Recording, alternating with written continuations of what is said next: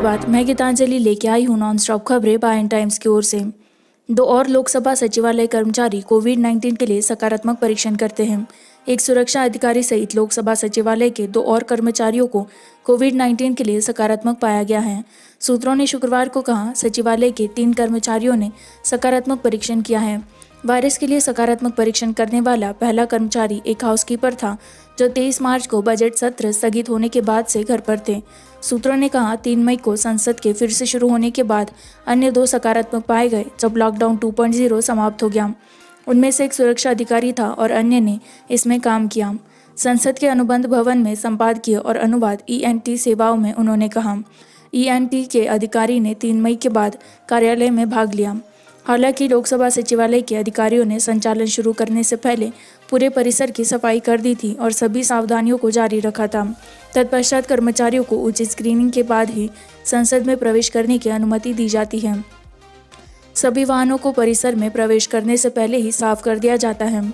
सूत्रों ने सुझाव दिया है कि कुछ संसद और उसके आसपास की इमारतों में विभिन्न सचिवालय और शाखाओं में काम करने वाले कर्मचारियों के बीच कोरोना वायरस के लक्षणात्मक मामले हैं।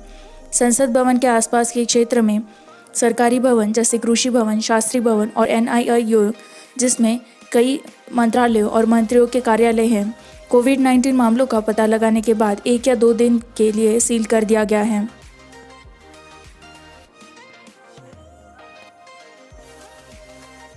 प्लास्टर ऑफ पेरिस प्रतिबंध संकट का सामना करने वाले मूर्ति निर्माताओं के लिए केंद्र नियमों में ढील देता है। कोविड-19 संकट के कारण लाखों कारीगरों, जिनकी आजीविका बुरी तरह प्रभावित हुई है, को राहत के रूप में बताते हुए केंद्रीय पर्यावरण मंत्री प्रकाश जावड़ेकर ने शुक्रवार को घोषणा की कि मूर्तियों को बनाने के लिए प्लास्टर ऑफ पेरिस POP के उपयोग पर प्रतिबंध लगाने के निर्णय में देरी हुई है। 1 साल के लिए यह केंद्र द्वारा जारी किए गए दिनों के बाद आता है जब मूर्तियों को बनाने के लिए POP पर प्रतिबंध लगाने के दिशा निर्देश जारी किए गए थे।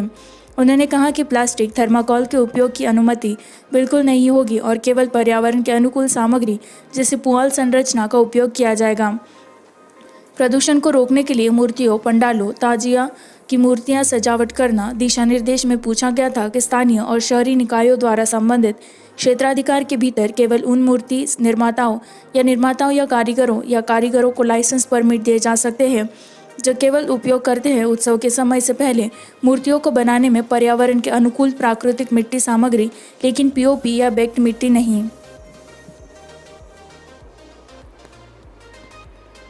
ब्रिटेन की अदालत ने रिलायंस समूह के अध्यक्ष अनिल अंबानी को चीनी बैंकों को 717 मिलियन अमेरिकी डॉलर का भुगतान करने का आदेश दिया।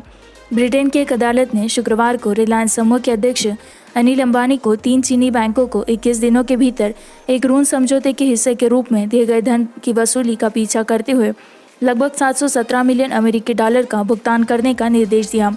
कोविड-19 महामारी के लिए जगह न्यायमूर्ति निगेल तीरे ने लंदन में इंग्लैंड और वेल्स के उच्च न्यायालय के वाणिज्यिक प्रभाग में फैसला सुनाया कि अंबानी द्वारा विवादित एक व्यक्तिगत गारंटी उसके लिए बाध्यकारी है। यह घोषित किया जाता है कि गारंटी प्रतिवादी पर बाध्यकारी है। अंबानी जस्टिस टीरे के आदेश नोट। यह घोषित किया जाता है कि प्रतिवादी बैंकों को प्रतिवादी द्वारा गारंटी के लिए देय राशि USD 71,69,17,681.51 है। अनिल अंबानी के प्रवक्ता का कहना है कि यह मामला एक कथित व्यक्तिगत गारंटी से संबंधित है। ग्लोबल कम्युनिकेशंस के लिए 2012 में रिलायंस कम्युनिकेशंस लिमिटेड आरकॉम द्वारा लिया गया कॉरपोरेट ऋण। इस बात पर जोर दिया जाता है कि यह श्री अंबानी का व्यक्तिगत ऋण नहीं है। ICBC industrial and commercial bank of China ने एक कथित गारंटी के आधार पर वारिस का दावा है कि श्री अंबानी ने कभी हस्ताक्षर नहीं किया था और उन्होंने लगातार अपनी ओर से किसी भी गारंटी को निष्पादित करने के लिए किसी को अधिकृत करने से इनकार किया है, प्रवक्ता ने कहा।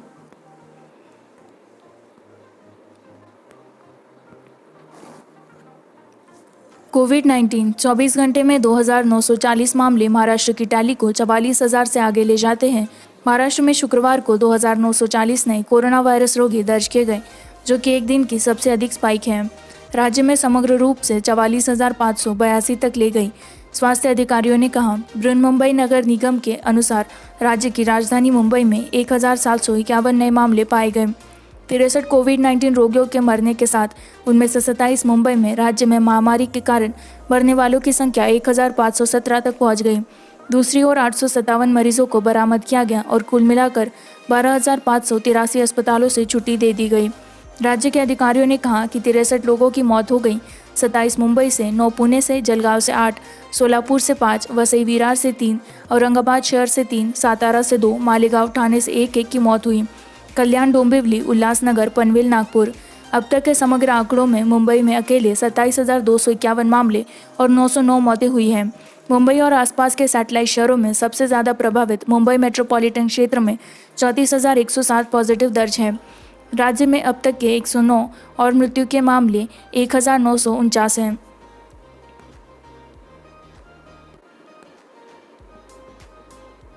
एयर इंडिया ने घरेलू उड़ानों के लिए बुकिंग शुरू कर दी। एयर इंडिया ने शुक्रवार को कोविड-19 लॉकडाउन के बीच घरेलू उड़ानों के लिए बुकिंग शुरू कर दी है। हमने घरेलू उड़ानों के लिए बुकिंग शुरू कर दी है, एयर इंडिया ने एक बयान में कहा। एयरलाइंस मई से अगले 3 महीनों तक के लिए प्रत्येक सप्ताह कुल 8,428 उड़ानें संचालित करेगी। 25 से 25 अगस्त के बीच केंद्र सरकार ने घरेलू उड़ानों को फिर से शुरू करने की घोषणा की है। नागरिक उड्डयन मंत्री हरदीप सिंह पुरी ने गुरुवार को कहा कि घरेलू उड़ान सेवाओं के लिए 3 महीने का न्यूनतम और अधिकतम किराया निर्धारित किया गया है, जो 25 मई से फिर से शुरू होगा। दिल्ली मुंबई का मामला 90-120 मिनट के बीच यात्रा के लिए न्यूनतम किराया 3,500 रुपये होगा, अधिकतम किराया 10,000 रुपये होगा। ये 3 महीने के लिए ऑपरेटिव है। 24 अगस्त को 1 मिनट से आधी रात तक, पुरी ने कहा। यहाँ एक संवाददाता सम्मेलन में पुरी ने कहा कि यात्रियों और हवाई अड्डों के लिए दिशा निर्देश जारी किए गए हैं, जिनका उड़ान संचालन के दौरान पालन किया जाता है। उन्होंने यह भी कहा कि संगत डिवाइस पर आत्मघोषणा या आरोग्य सेतु ऐप की स्थिति आईडी को यह सुनिश्चित करने के लिए प्राप्त किया जाना चाहिए कि किसी व्यक्ति के पास कोविड-19 लक्षण नहीं है। इसी के साथ मैं संवाददाता गीतांजलि आपसे विदा लेती हूँ। इसी तरह की नॉन स्टॉप खबरों को जारी रखने के लिए लाइक करें, सब्सक्राइब करें, शेयर करें।